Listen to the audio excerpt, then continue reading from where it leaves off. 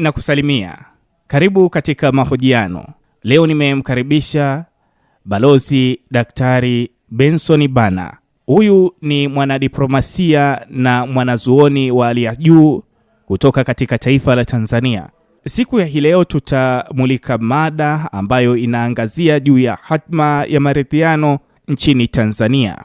Nadharia zinazojengeka katika kipindi ambapo kuna hisia mseto kutoka pande zinazopingana juu ya hatua zinazochukuliwa katika mazingira ya sasa nchini Tanzania. Karibu sana daktari, na hii leo wa Tanzania wanataka kusikia kwako.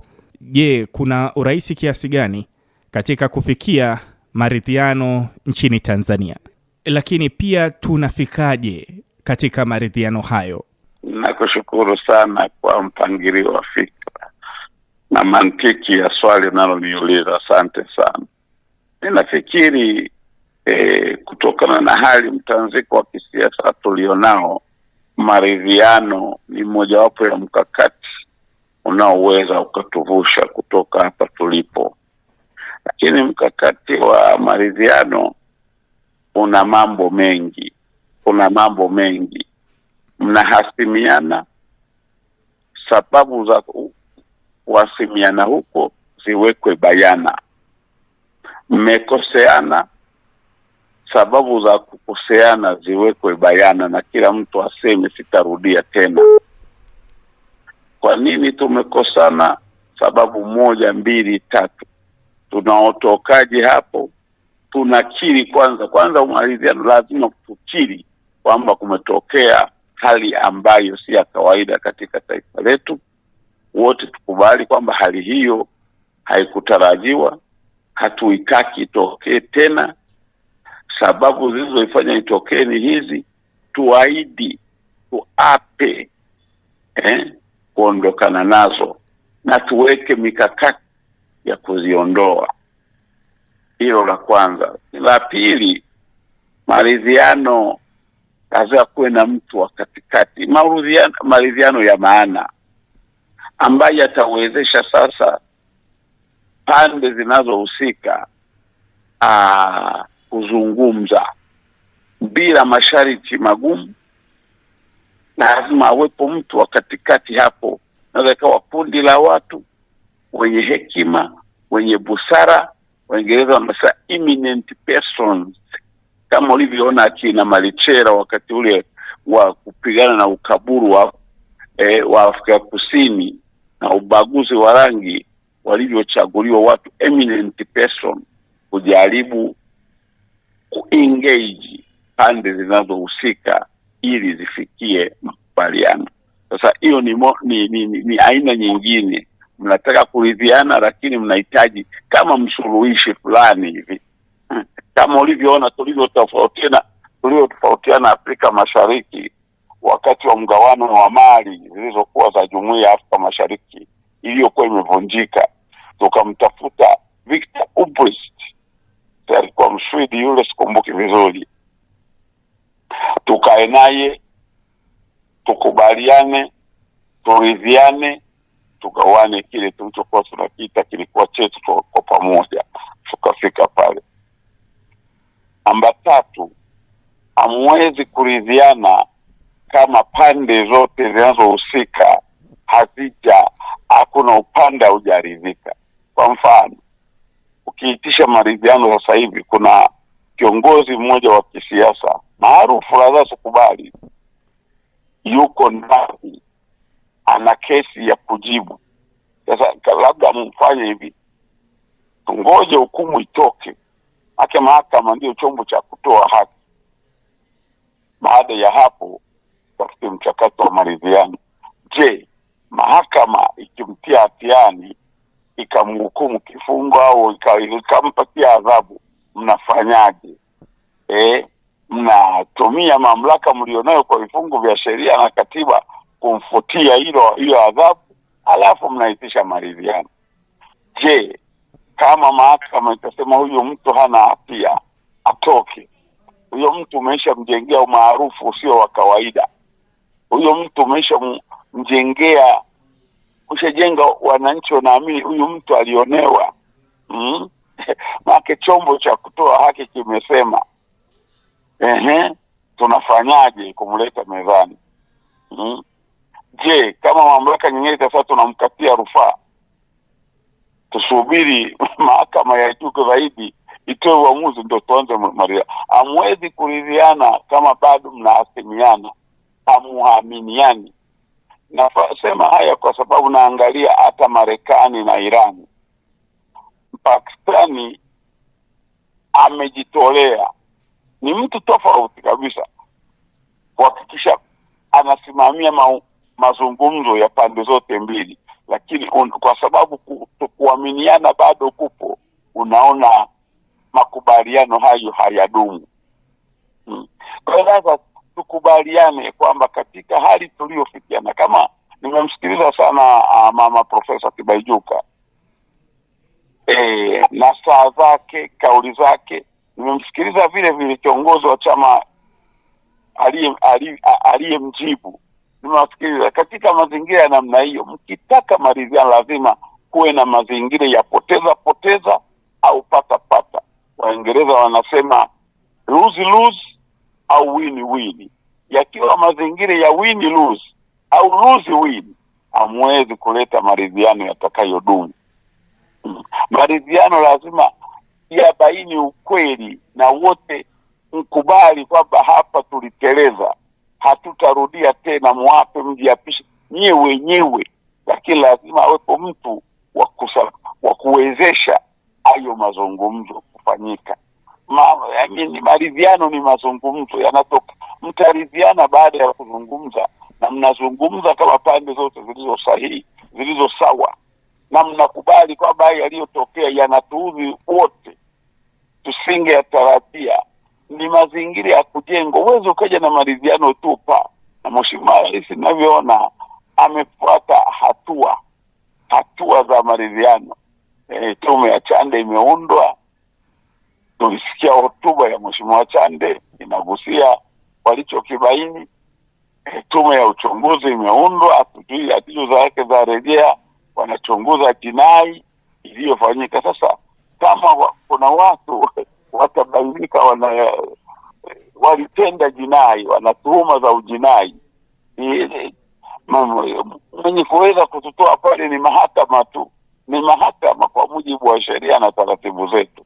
Kwa hiyo lazima, na wakati mwingine maridhiano hayawezi kuja hivi tu, lazima muwe na sheria itakayosimamia hilo, kwa sababu ungetaka mtakapokuwa mmeridhiana yasijitokeze tena, nyote mkubali. Sasa lazima muwe na mfumo wa kisheria, kama ulivyoona mchakato wetu wa katiba mpya, nayo yalikuwa ni maridhiano ya namna fulani. Tunahitaji katiba mpya, tukatunga sheria ya kusimamia uandikaji wa katiba mpya, lakini uliona tulitafuta maridhiano. Katiba mpya ni matokeo ya maridhiano, lakini unaona tulikofika hatukupata chochote, licha ya kuwa na sheria nzuri na nini. Sasa maridhiano ni mchakato kwa kweli mrefu, unahitaji busara, unahitaji akili, unahitaji sio tu msukumo wa kisiasa, ridhaa ya kisiasa,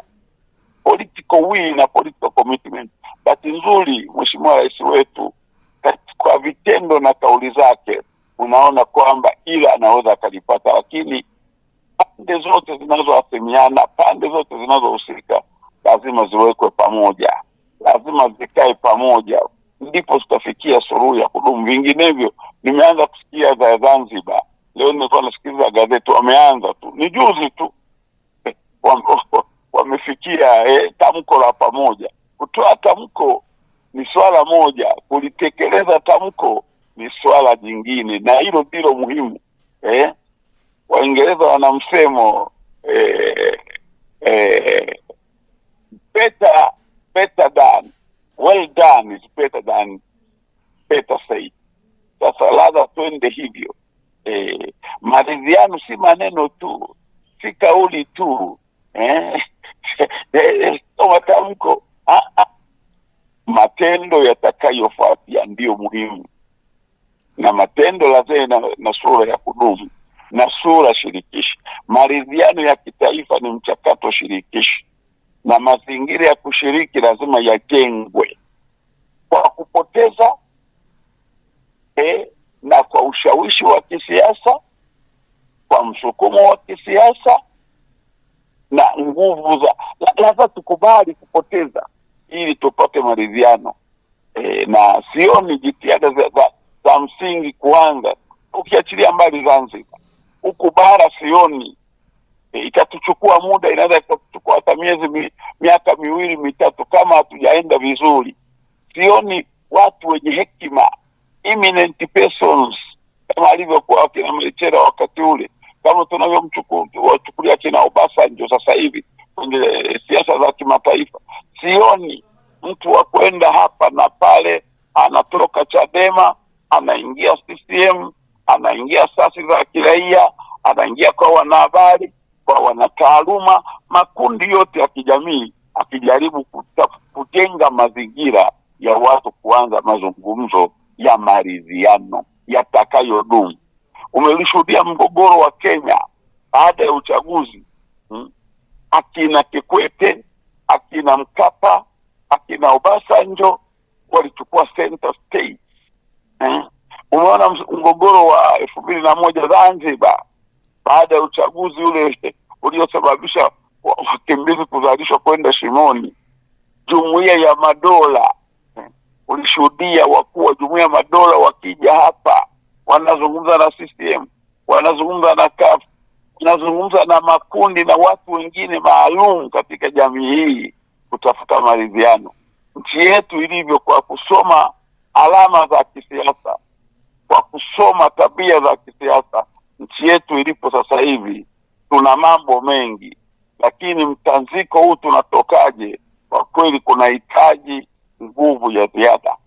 Kunahitaji wako watu maalum. Mimi wote nawasikiliza, awe Mzee Finde Warioba, awe Tibaijuka, awe Benson Bagonza, tulikuwa na akina Butiku. Siku hizi kimya na kimya kingi kina mshindo mkali. Unajiuliza kwa nini mtu huyu, wazee wetu hawa maarufu, kwa nini wakae kimya? Kuna watu ambao wapo prominent, wanaweza wakashawishi, wakaongea na pande zinazotakiwa, zinazohusika.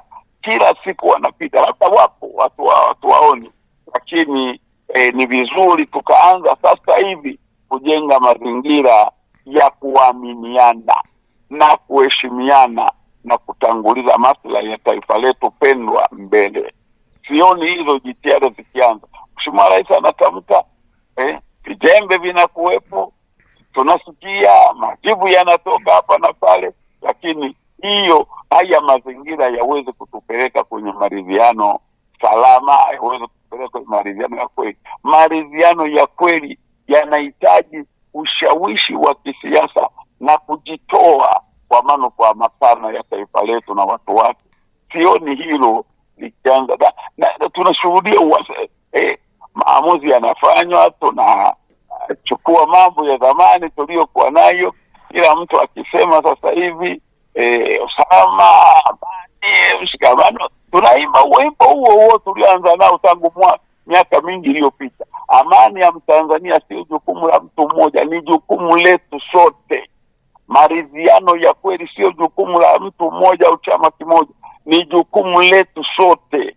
Katiba mpya itakayosaidia kuyaondoa makando yote haya ambayo hayaridhishi watu wote, ni jukumu letu sote, sio jukumu la wafanya siasa, sio jukumu la viongozi wetu tu, ni jukumu la wananchi. Kila raia makini wa taifa hili anahitaji kwa kweli kushiriki, kulielewa jambo na kujaribu kupendekeza tunatokaje hapa.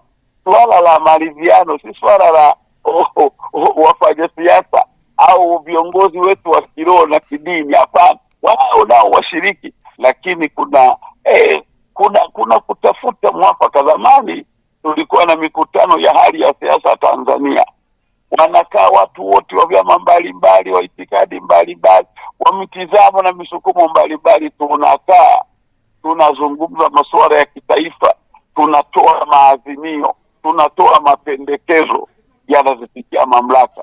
Sioni uthubutu wa namna hiyo, siuoni. Kwa sasa hivi siuoni, nasikitika. Kwa hiyo tunapoandaa mchakato wa maridhiano, lazima kwa kweli twende mbali. Nadharia zake ipo, uzoefu upo. Kenya walifanyaje? Zanzibar wamefanyaje?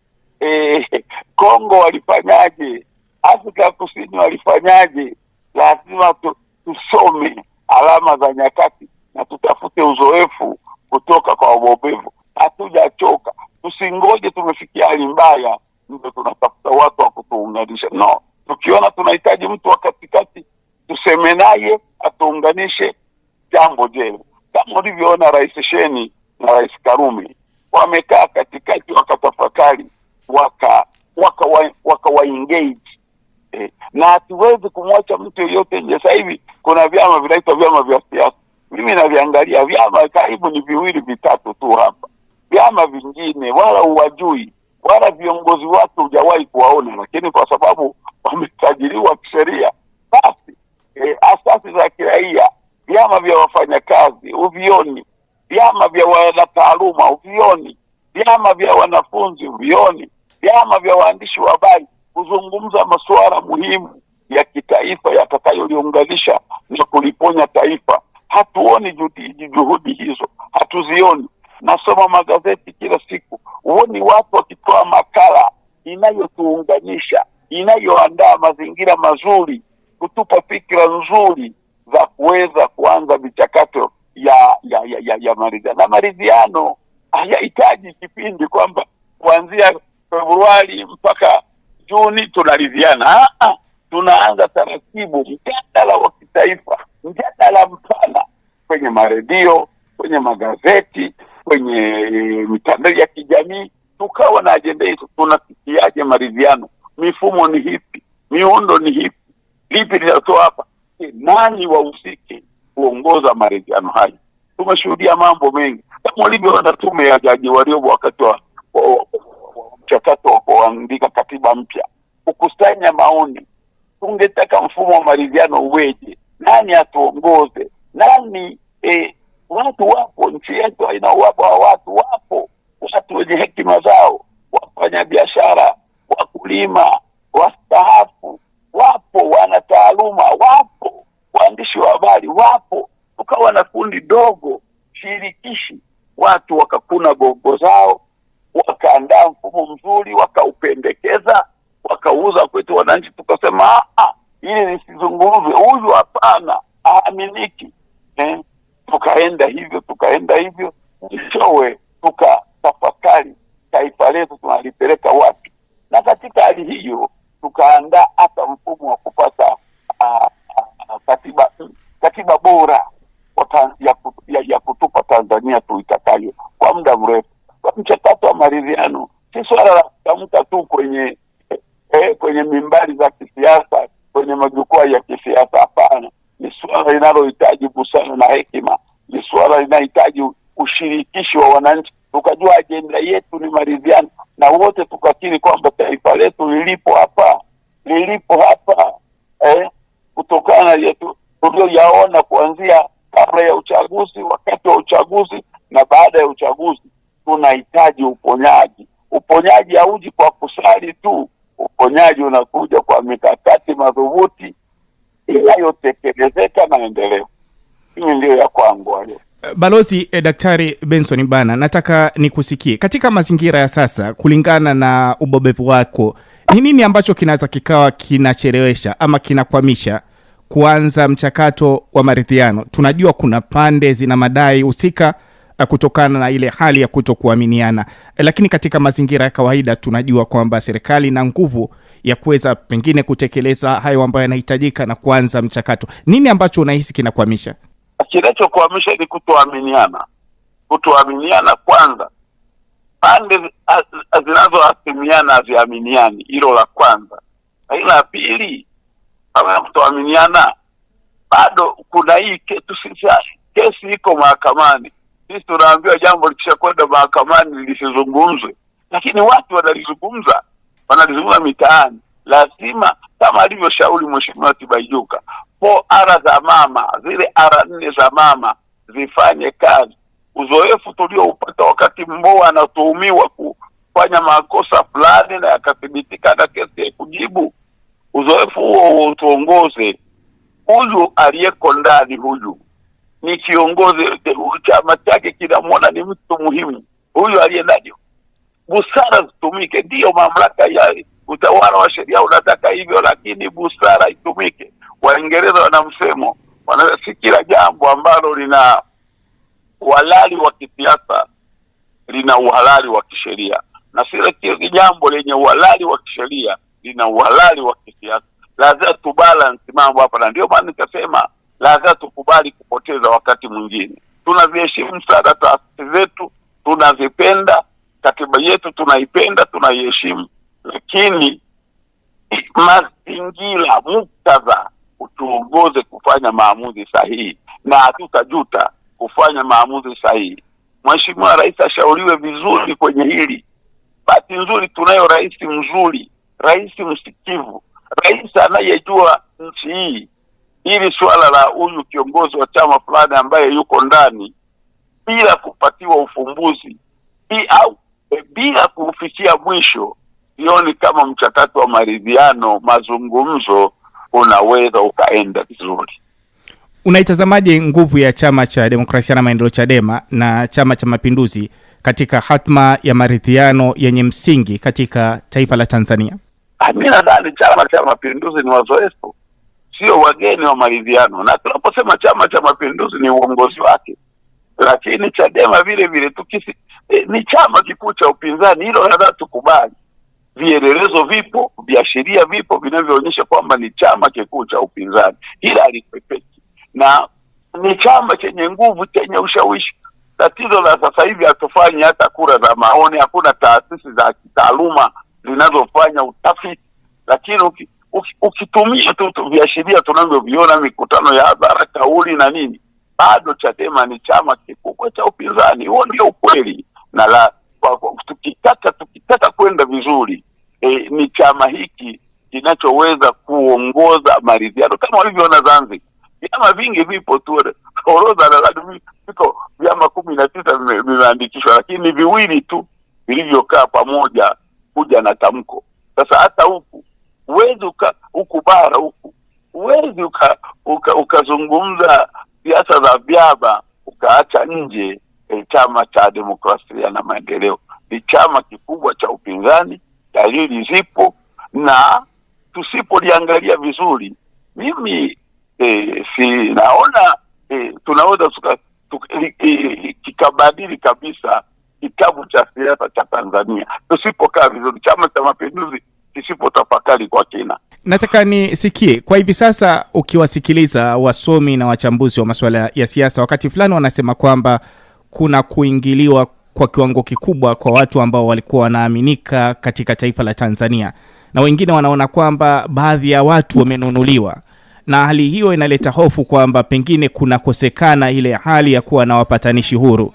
Wewe katika mtazamo wako, bado taifa la Tanzania lina wananchi safi, raia safi ambao wanaweza wakakaa katikati na kuongoza maridhiano, ama tunahitaji watu kutoka nje? Mimi nadhani vyote viwili ni sahihi. Vyote viwili ni sahihi. Tanzania haina uhaba wa watu wenye hekima, watu maskini, wazalendo halisi wa kuliongoza hili. Tunao wanajeshi wastaafu wenye uzoefu, tunao mabalozi wastaafu wenye uzoefu, tunao viongozi wetu wa asasi za kiraia wenye uzoefu ambao uzalendo wao utilie mashaka. Wapo alimradi tuanze kuwabaini fulani anaweza. Tusipime maoni yao kwenye mitandao ya kijamii. Wapo watu wana uzoefu, wakikaa pamoja. Mbona mchakato wa katiba mpya tuliuongoza sisi wenyewe? Lakini vile vile haijalishi, tuna marafiki zetu wa nje, wapo. Tuna watu wenye busara barani Afrika, hapa katika kanda yetu ya Afrika Mashariki wapo. Tukiona hapa na hapa tunakwenda ndivyo sivyo, kwa nini tusiombe ushauri? Sikuomba ushauri tu, ni kuomba ushauri tu. Mimi alafu hizi kauli za watu wanatumiwa, watu wameonga, kama una ushahidi watu wasipayuke kusema maneno hayo. Ukiwa na ushahidi watu wameongo, ukasema fulani radio fulani ya Afrika imeongo, wewe uweke hadharani, waambie Watanzania. Watanzania wanajua kuchuja na mchele, si wajinga wa kiasi hicho kwamba fulani ameongo. Alika ushahidi mezani, peleka mahakamani, vyombo vyetu vya sheria na uchunguzi vipo. Lakini hizi kauli za kisiasa za nani, fulani anatumiwa, fulani anaongwa, fulani haitaki mema nchi. Taifa hili ni letu sote, ni letu sote, tunajuada. Kila mtu ni mlinzi wa mwenzake, lazima tujenge mazingira hayo. Kila mtu usalama na ulinzi wa taifa letu ni jukumu la kila Mtanzania, kila mzalendo na kila raia mwema. Kama tuna raia ambao tunasema sio wema, tuwabainishe, tuwaondoe, tuwapeleke kwenye vyombo husika. Hizi kauli za jumla tu, twende kisayansi. Dunia ya leo inataka evidence based decision. Uwezi ukafanya ukatoa tuhuma ambazo uwezi ukazithibitisha katika vyombo husika. Na kama una utuhuma zenye ushahidi, ndio sayansi hiyo, zianike hadharani, zipeleke kwenye vyombo husika, vifanye kazi yake. Lakini hizi kauli za nani, hapana, hizi tusikubali kupotoshwa. Wewe ni mwanazuoni wa juu balozi, nataka nikusikie, unatazamaje juu ya kauli na harakati za wanaharakati wanahoja za msingi juu ya taifa lao na rasilimali za taifa lao, ama ni watu ambao wanatumiwa na mataifa ya nje kwa ajili ya kuleta sintofahamu katika taifa la Tanzania?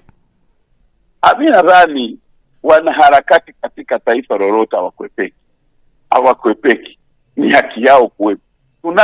Tunachoweza kuhoji ni mikakati walionayo, njia wanazozitumia, kauli na vitendo vyao visihatarishe tunu za taifa letu.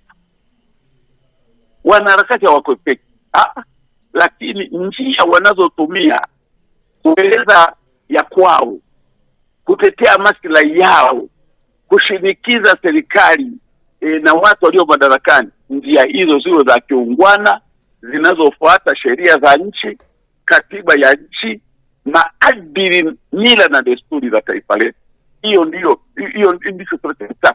Lakini lazima tuache makundi ya wanafunzi, makundi ya wafanyakazi, makundi ya wanahabari, makundi ya wakulima, makundi ya wafugaji, makundi ya wanasiasa, makundi ya vyama vya kiraia wafanye kazi yao, watusaidie kama tunavyowaomba wakati tunakuwa na nani, watusaidie. Lakini mbinu, njia, mikakati yao lazima izingatie historia ya taifa letu, utamaduni wa kisiasa wa taifa letu, maadili ya taifa letu, mila na desturi, miiko, kanuni, sheria na katiba.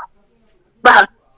Lakini wanaharakati tunawahitaji waendelee kuwepo. Waingereza wanasema political dissent you can't be suppressed, it has got to be there, lakini iwe responsible. Tunataka makundi haya harakati zao ziwe na maana kwa Mtanzania, zilenge kumpa Mtanzania Tanzania njema, Tanzania mema wa Tanzania wanayotaka. Si kuleta vurugu, si kutumia kauli au lugha ambazo hazistahili. Si tuheshimu viongozi wetu walioko madarakani, lakini wanaharakati waendelee kwa adabu na heshima. Hilo ndio la muhimu. Tusitumie lugha za kuudhi, lugha za kejeli. Hapana, hakuna anayetaka wanaharakati wa namna hii. Tutumie njia halali zinazokubalika kwa mazingira, zinazozingatia mila, desturi na katiba ya taifa letu. Unaifahamu dunia balozi Daktari Benson Bana, nataka nikusikie, unaitazamaje hali ya kisiasa nchini Tanzania katika mazingira tulionayo? Lazima tukiri kwamba hali ya kisiasa isipokuwa na michichi, mitetemo haipendezi. Sisi hali ya siasa, lakini mshindanishe hoja, mshindane kwa nguvu ya hoja, sio mnashindana kwa nguvu. Hali ya kisiasa ya Tanzania inatakiwa ichangamke. tusio wote bendera fuata upepo, ndio bwana. Hapana, tushindanishe itikadi, tushindanishe sera, tushindanishe ilani, hatimaye tuwape Watanzania nafasi ya kuelewa ni chama gani, ni shirika gani, wanataka kuwafanyia nini Watanzania, wanataka Tanzania iendeje. Watu tupime, tuchangamke. Hawa wanasema tunataka elimu ya sekondari miaka 12, hapa wengine wanasema tunataka miaka 14. Itakuwa hivi. Tunataka kilimo cha Maksai, hao tunataka kilimo cha kidijitali. Tunataka watu washindanishe fikra, washindanishe mawazo, lakini kwa hekima na busara, ili watupe mwanya sasa wa kuchagua tu ya daftari. Sera nzuri iko wapi, inayotekelezeka iko wapi? Twende hivyo kama tulivyoishiriki kwenye ilani kwenye dira ya 2025. Hivyo Watanzania wanataka wachambue huyu anakuja na sera hii. Sasa ukiuliza vyama vya upinzani katika sera ya kilimo mnakuja nini? Sera ya ufugaji mna nini? Sera ya elimu mna nini? Afya ikoje? Hawana. Uwezo ukapata fikra tofauti, uwezo ukapata fikra mpya. Hiyo sio utamaduni wa kisiasa tunaotaka. Tunataka vyama, kama ni vyama vya siasa, vitupe sera tofauti, itikadi tofauti, tupate uwanja mpana wa kufanya maamuzi. Siasa zetu ziwe safi. Basi nzuri hizi Tanzania, siasa zetu sio za chuki, sio za kuasimiana, sio za kushinikiza maandamano, sio za fujo, sio za vurugu. Tushindanishe fikra. Mataifa yote yaliyoendelea yanashindanisha fikra, yanashindanisha sera, yanashindanisha ilani, yanashindanisha itikadi, kama bado itikadi zipo. Tukienda hivyo tutawapa wajukuu wetu na vijana wetu Tanzania nzuri waitakayo, Tanzania yenye fikra tunduizi, Tanzania yenye kuzua kila mara. Sisi tutakuwa watumiaji wa akili unde, hatuwezi kuunda kitu chetu na sisi watu wakaja Tanzania kuiga. Tulikuwa na itikadi nzuri huko zamani, tuna misimamo hatufungamani na upande wowote. Tunapigania ukombozi wa Afrika, tunapigania maendeleo ya Afrika ya kila mmoja. Twende hivyo ndio Tanzania tuliyojua sisi. Inashindanisha fikra, inatumia busara kwenye mambo ya kidunia, inasuluhisha migogoro. Watu wanatukimbilia, ni kisiwa cha amani. Tuendelee kuwa hivyo. Watu waje hapa kuchota busara, kuchota hekima. Watu watuombe, tuwasuluhishe.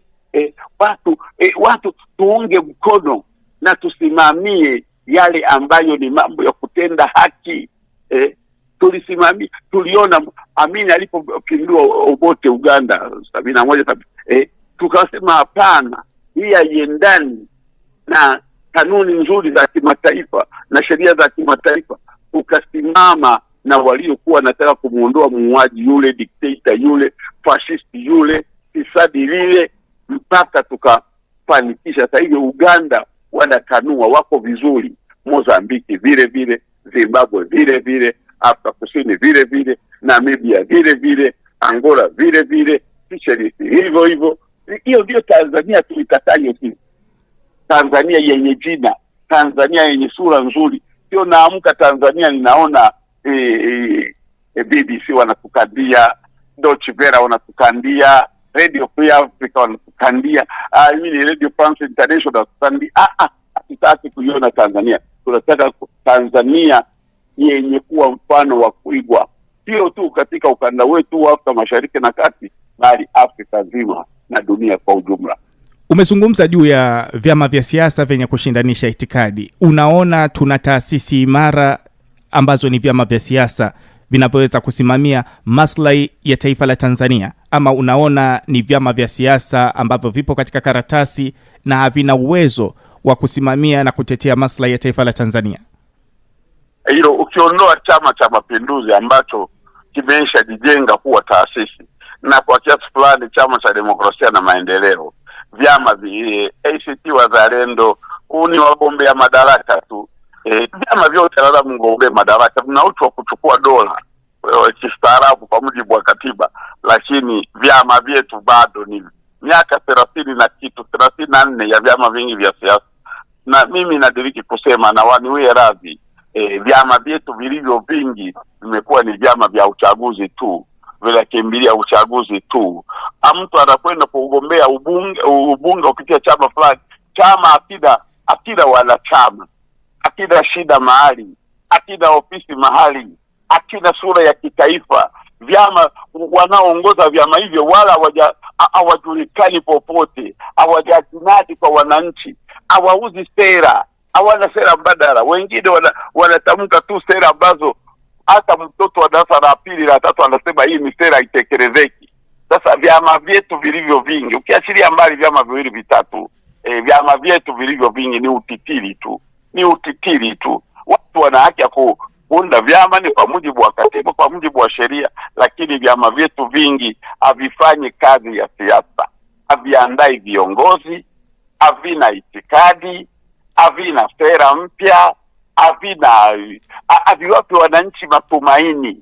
Ni vyama vimebaki kwenye uchaguzi na msajili. Mimi ningesema hata ofisi ya msajili inapokuwa imesajili vyama vya siasa hivi, lazima kwa kweli ivifanyie tathmini tena ya kina.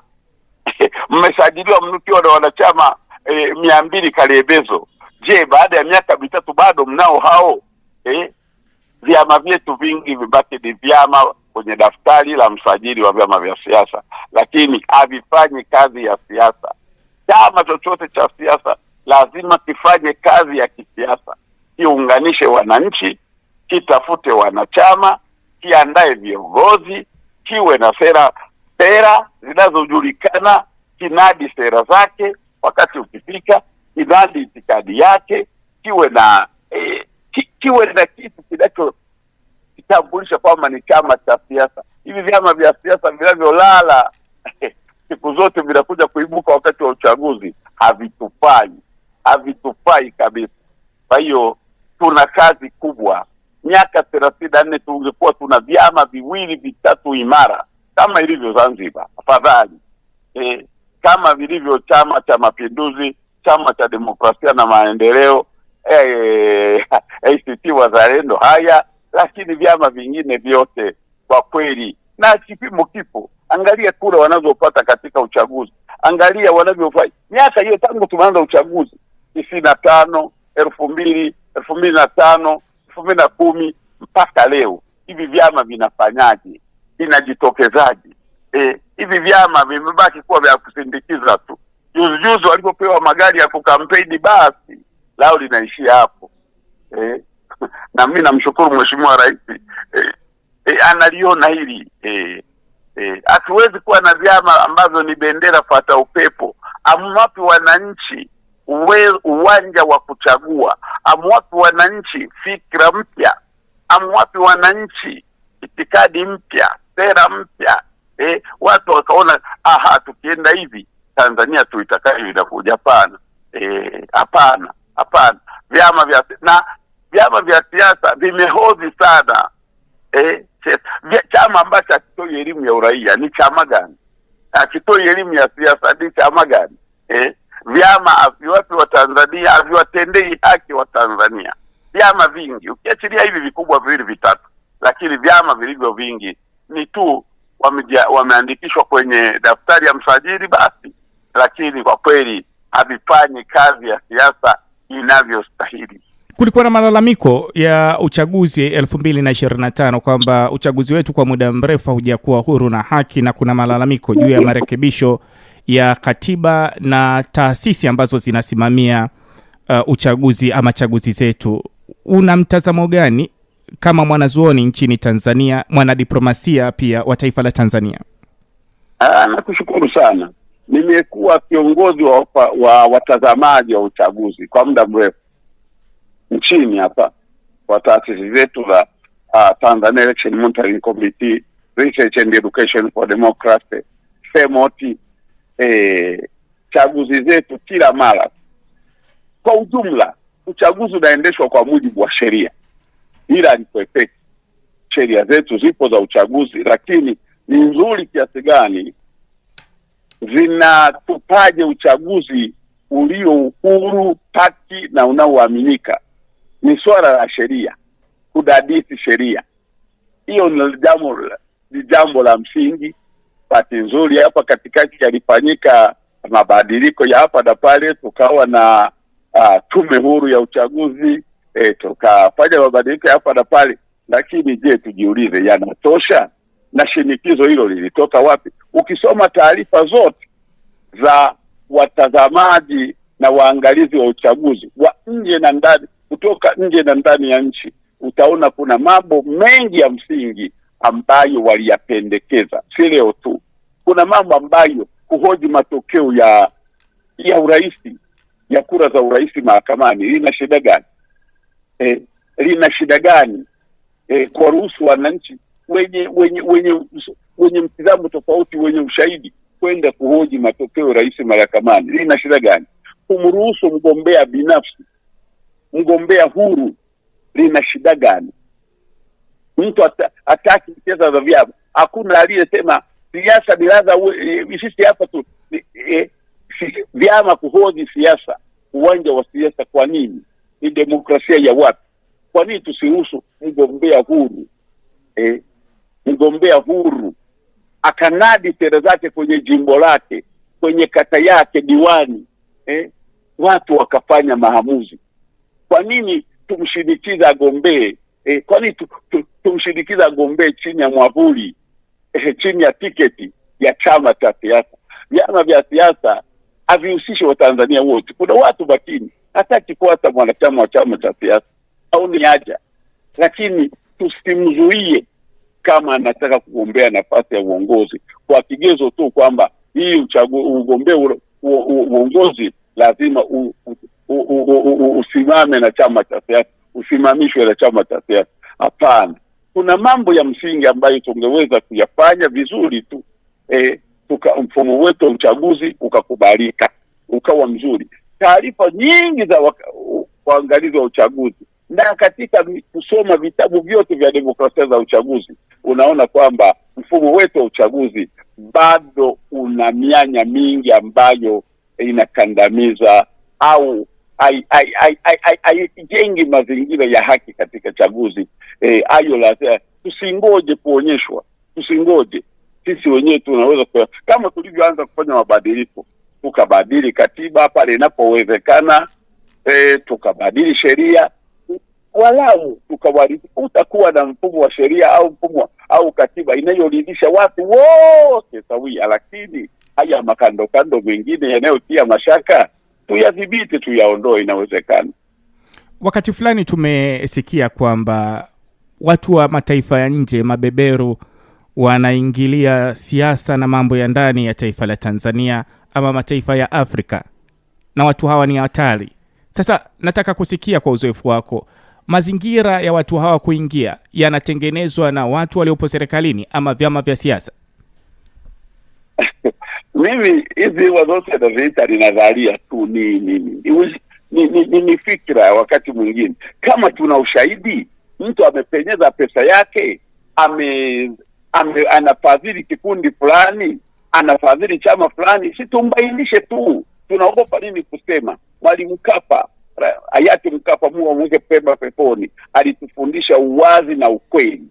Ukweli wowote ambao una ushahidi wa kuanika hadharani, kwa kweli inakuwa ni hisia tu. Usifanye maamuzi kwa hisia.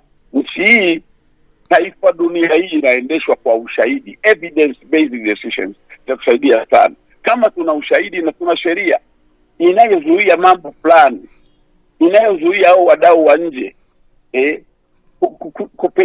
kupenyeza rupia kwenye michakato yetu ya kisiasa, mambo yetu ya ndani kwa kificho. Hapo tuyabaini na tuchukue hatua.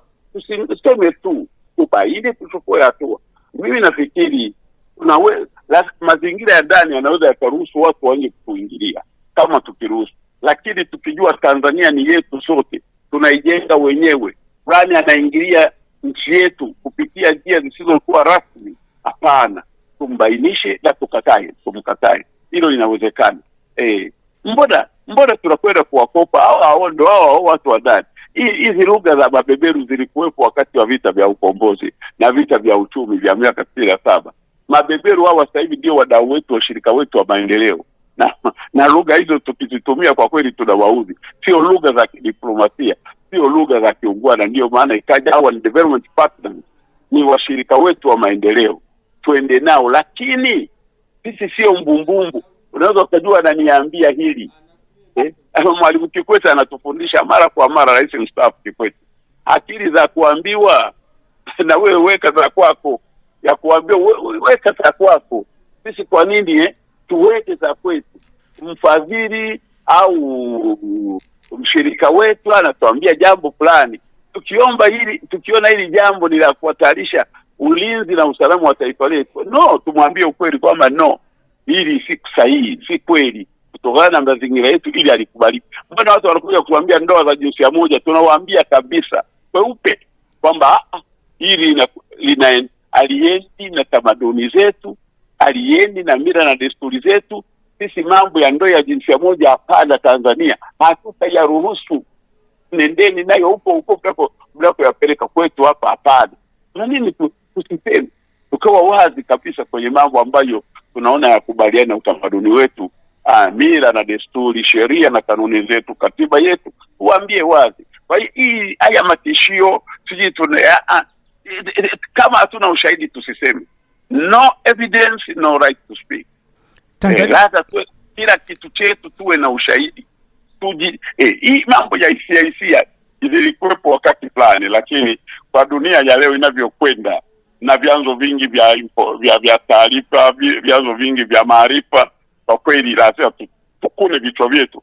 Kila tunaloambiwa tulibainishe tukiwa na ushahidi wanaoweza ukawekwa mezani na watu wakubaliana kwamba hili ndio. Lakini tukianza kujumuisha tu kila kitu, mjumuisho tu, hapana, watu wataoji fikira zetu, busara zetu, hekima yetu.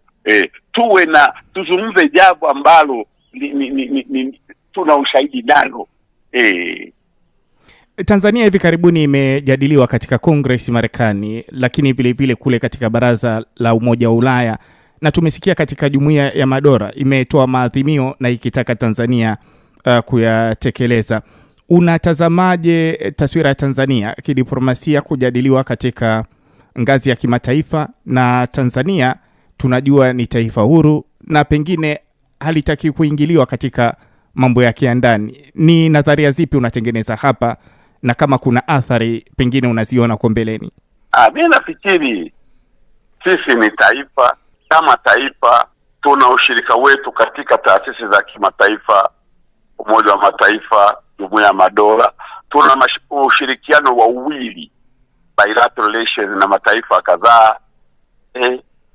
Watatusema vibaya, sisi hatuwezi kusema kila siku tutakuwa tunapakwa asali na mafuta tu na sukari, hapana. Kuna wakati kuna mambo yatajitokeza ndani hapa, watu watayaelewa ndivyo sivyo. Kazi yetu kubwa, na ndio diplomasia yetu, ni kusema ukweli, kuanika ukweli, kuambia ukweli.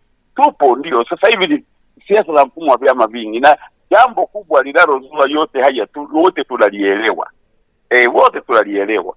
Linapotokea tumezungumzwa kwenye kwenye nchi mbalimbali, kwenye European Union, Jumuiya ya Madola, Umoja wa Afrika, SADC, Umoja wa Afrika Mashariki, Jumuiya ya Afrika Mashariki, lazima tuwe makini katika kujibu. Tusirash, tusiwe na haraka. Lazima taasisi zetu zikae, zikune vichwa, tunatoa jibu ambalo Watanzania wote watasema ili ndiyo jibu sahihi. Tusirashi. Mimi huwa nasitaki majibu ya mkato, hapana. Mtu ametuataki leo, kesho yake umejibu, umefanya utafiti gani? Na tufanye utafiti wa majibu yetu, tushirikishe vyombo mbalimbali kwamba ili ndilo tamko la Jamhuri ya Muungano wa Tanzania, la serikali ya Jamhuri ya Muungano wa Tanzania. Mheshimiwa Rais anawashauri wengi, wizara nyingi, serikali nyingi. Tusiwe tunarashi kujibu. Sasa hawa wanaotuwekea, kwa mfano EU wamekaa wakasema watatuzuilia misaada na nini, ni wajibu wetu. Lakini sisi hakuna nchi nzuri kama Tanzania kwa upande wa diplomasia. Tunao wana diplomasia wazuri, wabobevu, wastaafu na walio kazini, walio ofisini, wakae pamoja, walione hili. Ndiyo, tumekuwa na uchaguzi, yaliyotokea tunayajua. Tukae pamoja, tuwaeleweshe. Mazingira haya sio unity tu kwa Tanzania, nchi nyingi zimepita, zimeyapitia. Wanapotushauri yale yenye nia nzuri, tuyapokee diplomasia kwa busara, kwa hekima, tutumie lugha ya fasaha. Hili mnatushauri limekaa vizuri, tunalifanyia kazi, tunalipa na time frame. Kuna ubaya gani? Kwa mfano walitubamiza sana baada ya uchaguzi, mauaji nini, tukakaa pamoja. Limetusononesha hili, si letu, si la Tanzania hili, lakini tumechukua hatua, tumeunda tumebainisha hili linafanywa kazi hivi. Watu ukiwaelewesha vizuri tu, kampeni vizuri tu, watatuelewa. Na bahati nzuri hatuna historia sisi ya vurugu, hatuna historia ya machafuko sisi.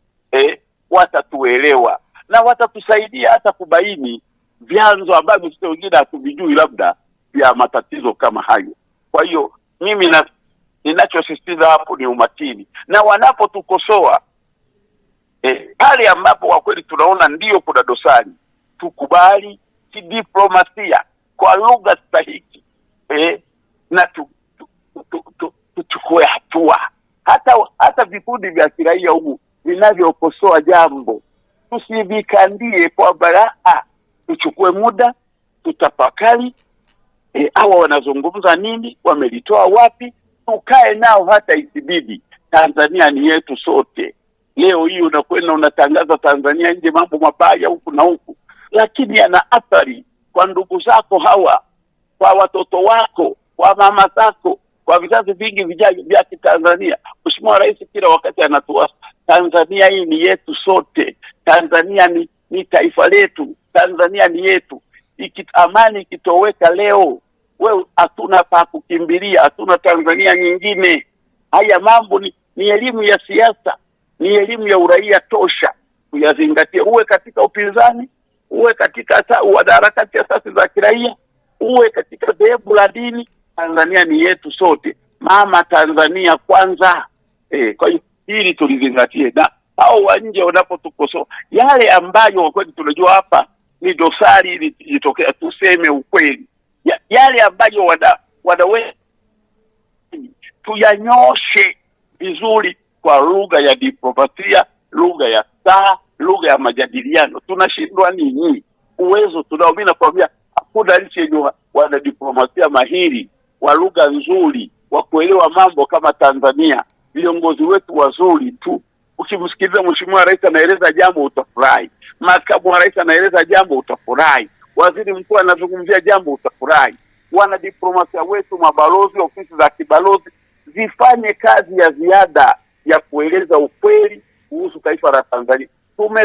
Tumetumiwa mara nyingi haki za binadamu na hata watu wa asasi za kiraia wa ndani hapa ambao ndio chanzo cha taarifa hizi. Tukae nao tuzungumze. Hili ndio limetokea, tulizungumzeje? Msimamo wetu ukoje? Tunalisahihisha lini? Tunalikosoa lini? Tusiwe watu wa kurumbana.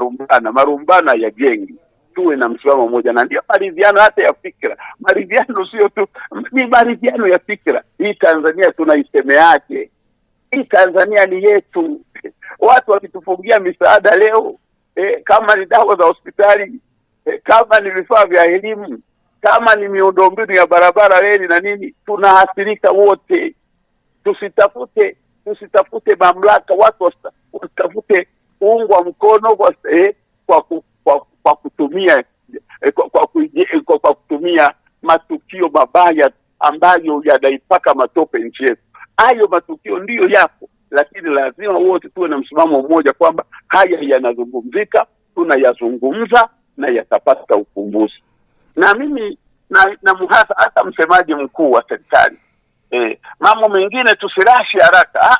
Shirikishaneni taasisi mbalimbali, hariri tamko liende na sura ya kidiplomasia, liende na lugha inayoeleweka. Hariri tamko. Nilikuwa nikifuatilia hizi documentary zimetolewa juzi na BBC na nini, na majibu yanayotoka, unaona kwamba ni ya kukurupuka zaidi. tufanye kazi ya ziada. Hii lugha tunayoitumia, ili neno tunalolisema litaelezekaje, ili tunalolikana tuna ushahidi wa kutosha kulikana. Tukienda hivyo utakwenda vizuri. Nashukuru sana Balozi Daktari Benson Bana kwa kuzungumza na Watanzania kwa siku ya hii leo. Na baada ya kushukuru sana kwa kunishirikisha, ubarikiwe. Asante sana.